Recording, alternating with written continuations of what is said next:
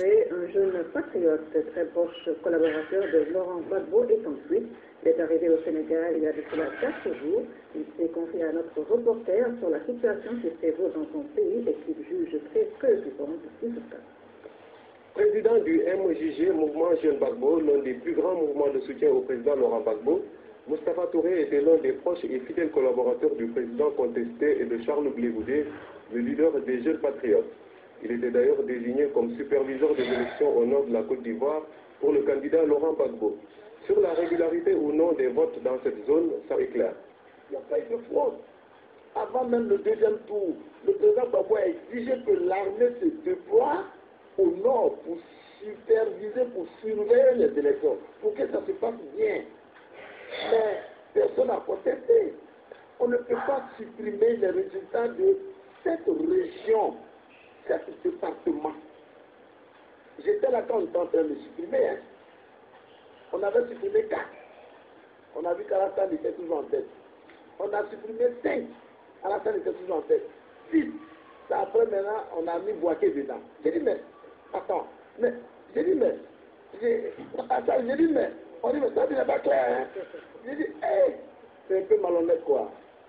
Malhonnête ou pas, le camp Gbagbo avait déjà pris toutes les dispositions pour garder le pouvoir, à en croire M. Touré. D'où le sens de son slogan de campagne, on gagne ou on gagne. On gagne ou on gagne, ça veut dire que soit Gbagbo gagne, ou si l'adversaire gagne, on refuse, on s'imposera, on dira que c'est nous qui avons gagné. À partir de ce moment, des plans d'action ont été élaborés pour perturber le processus électoral, une position que M. Touré ne partage pas. On avait une salle de crise où à 1h, on avait déjà les données des résultats. Et là, le lendemain à 10h, on a fait une réunion pour voir comment empêcher la CEI de proclamer les résultats. Et c'est là que je n'étais pas d'accord.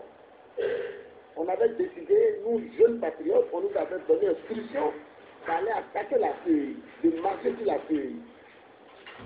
C'est moi qui ai découragé mes amis. J'ai appelé Blé Goudé et je lui ai dit, mais Charles, la télévision nationale est là. Toute la presse internationale est là. Si on marche sur la CEI, on dira que c'est Gbagbo qui nous a envoyés.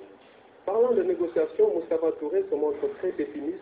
Il demande à la communauté internationale de faire partir Gbagbo par la force. Le président Gbagbo n'a pas peur et il ne va jamais lâcher. Mais j'aurais aimé que les émissaires de la CEDEAO auraient dû associer quelques proches et intimes de Gbagbo. Il est urgent que la communauté internationale puisse s'organiser le plus rapidement possible pour aller déloger Gbagbo. Moi je me dis que la légitimité prive sur la légalité. Et cette légitimité, c'est le peuple qui le donne. Et le peuple de Côte d'Ivoire a décidé de confier cette légitimité à Alassane Ouattara. Ancien jeune patriote, Moustapha Touré, en exil au Sénégal, demande aux autorités sénégalaises d'aider tous les Ivoiriens désireux de quitter leur pays pour des raisons de menace. Rappelons que ces prises de position lui ont valu des accusations de la part de son propre camp.